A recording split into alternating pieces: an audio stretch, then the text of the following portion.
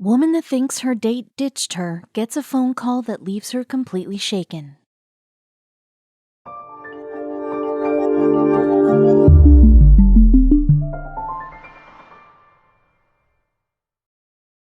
But before we start, please make sure to subscribe to m&rtv and hit the bell so you never miss any upload from us.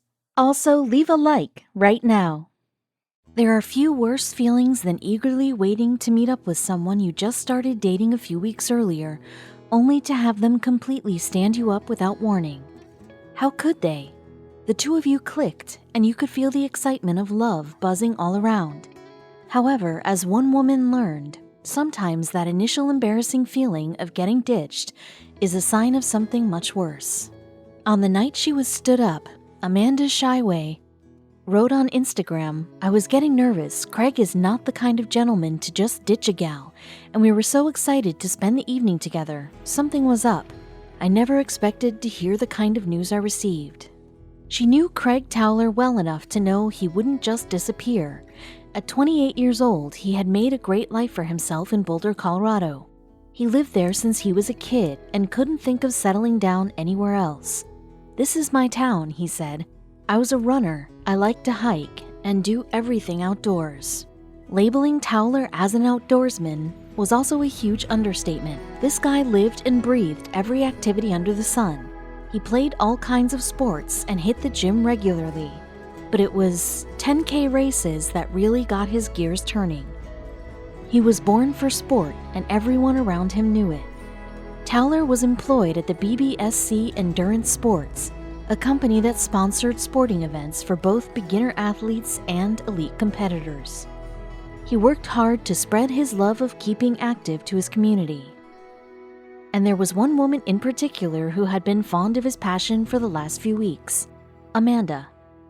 Towler had recently started dating the fitness trainer, and although it was still incredibly early on in their relationship, the two seemed to have fallen quite smitten with each other. So much so, in fact, that Towler couldn't wait to introduce her to his buddies, which was going to happen on July 4th, 2016.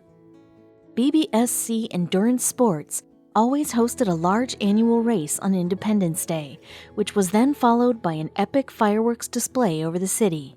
This was the perfect time, Towler figured, to have a romantic night with Amanda around his friends while gazing out at a spectacularly patriotic show. That year, Towler was particularly looking forward to the race. "This year was especially exciting because it was the first race I was working as the timer," he said in an interview. "The festivities went off without a hitch, and once the final contestant finished the race, everyone packed up for the day to return home in preparation of the fireworks show later on." Amanda was now eagerly waiting to see Towler and find out how the event went. The night would only have been the pair's third date, but things were moving along quickly. Both Amanda and Towler seemed like they had visions of the relationship lasting a long time. However, after Amanda got ready for the evening of fun, she sat and waited, and then she got a phone call. It was Towler's number that appeared on her caller ID, but the voice was one of his friends delivering unbearable news. "Cedric, Towler's best friend, told me Craig was hit by a car and was going to survive. He also told me Craig said he was really sorry to have to cancel our date." Amanda was left horrified, but the call didn't capture the full reality of the situation. Apparently, what had happened was an impaired driver slammed into the back of Towler while he was unloading his racing gear. "Before I knew what happened," Towler recalled, "I looked down and saw both of my legs detached. I was in tremendous shock at the time, but I remember everything very vividly." Towler continued, "I was conscious the entire time and remember everything until being sedated for the surgeries. I later learned from the doctor that the makeshift belt tourniquets had stayed on my legs until I entered surgery hours later and are the reason that I'm alive today." Amanda, without any hesitation, rushed to Denver Health Medical Center Trauma to be by Towler's side. Simply living through the accident was horrifying enough, but once Towler was alert and able to communicate with doctors, they gave him heartbreaking news. They would need to amputate both of his legs, or else he'd bleed out. It was either life or limb. I remember telling the doctor, "You know what? Just do what you have to do." Towler was scheduled for 5 surgeries over the next week to complete the full amputation of both legs, and Amanda didn't plan on going anywhere while they happened. The two had become each other's rocks, and Towler needed the emotional support now more than ever before in his life. So Amanda spent weeks at the hospital tending to his every need. Towler admitted, "I honestly did not know what to expect, but she was there immediately, no questions asked, and I knew she would be the one for me." The fact that Towler even took the time out to text her during the chaotic scene also scored some serious brownie points with her as well. She gushed, "The fact that he was even thinking of me made me fall for him even harder." Recovery, as you might have expected, was the farthest thing from easy. Staying active and playing sports were Towler's passions, and now he had to rethink how he would do literally everything in his life without legs. He found himself in some incredibly dark places, but both his mother and Amanda pull him back into the light of hope. "When I was in the ICU, I made a very conscious decision," he said.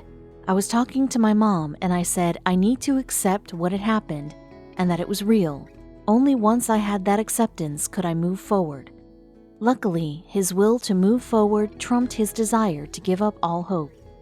"In that short period of time, I quickly learned how selfless and kind Amanda was, especially considering the shape I was in. Amanda was a big part of everything. It 100% helped to have a partner there in such a hard time, with so many emotions going on. But the urge to keep active never left Towler, so now he had to adjust to the new norms of staying fit. This experience may have changed me physically, but my core values and life goals have not changed," he said. "I am lucky to be alive today, so every second that I am here is a blessing, and I will use my life experiences to spread positivity and hopefully help motivate people to value the time we have." Towler admitted, "It would be untrue to say that I have not changed by this experience. The fact of the matter is that no matter how positive my outlook is, and how motivated I am to succeed, this experience has changed me for the rest of my life." Towler knew about the struggles of amputations firsthand, so along with rejoining the gym and resuming racing, he started an online support group called Amputee Concierge. Craig Towler lived through an experience most of us cannot even fathom, but it was the constant support of Amanda Shyway that kept a smile on his face even when he didn't want to face life. When he was down, he found strength in the stories of people like himself, people still changing the world. For Brad Sodden and his soon-to-be wife Liz, life was looking pretty good. The two had found their soulmates in one another, a companion who shared the same values and served as a strong shoulder to lean on. 3 months before their wedding, life dealt them a devastating blow that would test the strength of their relationship. Brad was driving his truck with Liz in the front and their kids in the back. All of a sudden, the front tire blew. Before Brad or Liz could process what was happening, the car crashed into an embankment on the side of the road. Brad and his kids escaped with minor injuries, nicks, and scrapes. Liz, however, fared much worse. At the hospital, Liz learned she was paralyzed and would never walk again. Devastated, she tried to hide her feelings from the family, but Brad could tell she was far from okay. That's all the motivation he needed to set out to complete the impossible. As a combat veteran, Brad was no stranger to heartache and loss, but to see Liz in pain was too much. He told Today in an interview, "When you get her to cry, I'm motivated. I'll make it happen." An avid hiker and camper, Liz would undoubtedly miss out on some major parts of her life without the use of her legs. Brad recalled her devastating words after she found out she was paralyzed. "Go on without me." But for Brad, that was never an option. Brad wanted to build a solution to Liz's problem right in his own garage, but he had no formal training in engineering. He didn't have a college degree, and engineers he'd spoken with told him there weren't any reasonable technologies that could get Liz hiking and camping again. But for a man with a depressed wife, those were but mere speed bumps. According to an interview with Bloomberg, it took Brad 2 years and a bunch of beers to build the first prototype model of his ultimate vision, the tank chair, a wheelchair that works on every terrain. Look at it here, you couldn't pick a more appropriate name for the thing. In the same Bloomberg interview, Brad succinctly explained the chair's most obvious function. You have kids that got a football game on a muddy field? Cross it. You want to go fishing with your buddies? Go fishing. If it snows, well, you get the picture. As soon as Brad set Liz up in one of these tank chairs, her life changed. It made it where I could go out and go hiking and camping, she told Today.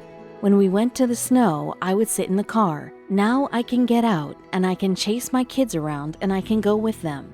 That wasn't all she had to say about the life-changing device.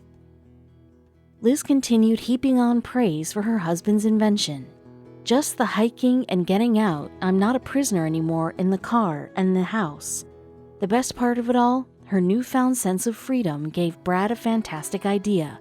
Why not spread the magic of tank chair to other wheelchair-stricken folks who want to explore the outdoors? Perhaps thinking of veterans who have been wounded in combat, Brad opened up a shop dedicated to selling tank chairs, and it was a big hit. They're not cheap, however. The most affordable tank chair model starts at $15,000, while the most expensive reaches $53,000. That pricey model, Brad joked with Bloomberg, can almost do your dishes. All the money Brad and his team of mechanics make goes right back into improving future tank chair designs. I'm not rich, but I have a lot of fun, he told Bloomberg. Money does not drive me. This is all about the smiles on people's faces and the families that I've helped. Those people he's helped beyond Liz have touching stories themselves.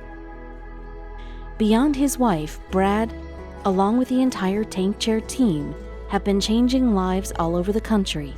Betty Jean Hammond of Wickenburg, Arizona, is one of the many people who can smile again thanks to Brad's ingenuity. Betty Jean had a problem. She loved her horses and riding them, but then she lost her ability to walk. Complicating matters, her husband had passed away and her kids had moved out. She was alone and, like Liz, she couldn't participate in her favorite activity. Betty Jean's farm wasn't going to take care of itself, but she couldn't do much of the work necessary to tend to it. Her solution? She called up Tank Chair, and they fit her with a used chair that allowed her to wrangle her horses with all the dexterity she could possibly need. Combat veteran Chris Sullivan also benefited from the tank chair. Chris served in Iraq from 2005 to 2006. Sadly, he returned home paralyzed from the waist down. As a result, his little son had only ever seen him in a wheelchair. Chris was never able to chase him around the yard or play many active games with him. But now with the tank chair, he could play with his little buckaroo the way any father might. In a clip from the Bloomberg video, his son went bounding through the mud and grass, and right behind him was Chris, zooming by in his new chair, faster even than he could have on 2 legs. It's the little things like that that make this whole job worth it, Brad said, referring to Chris's story. Brad was so satisfied by his work that he struggled to hold back tears. When you see happiness, I can't really describe it. It's just really cool. Everybody can whine and cry about stuff. Critics are so easy to find. You can't swing a dead cow without hitting one, Brad said. But at Tank Chair, they take pride in finding solutions to debilitating problems. People like Liz, Betty Jean, and Chris can be thankful every day for creators like Brad, who give them a chance to be happy.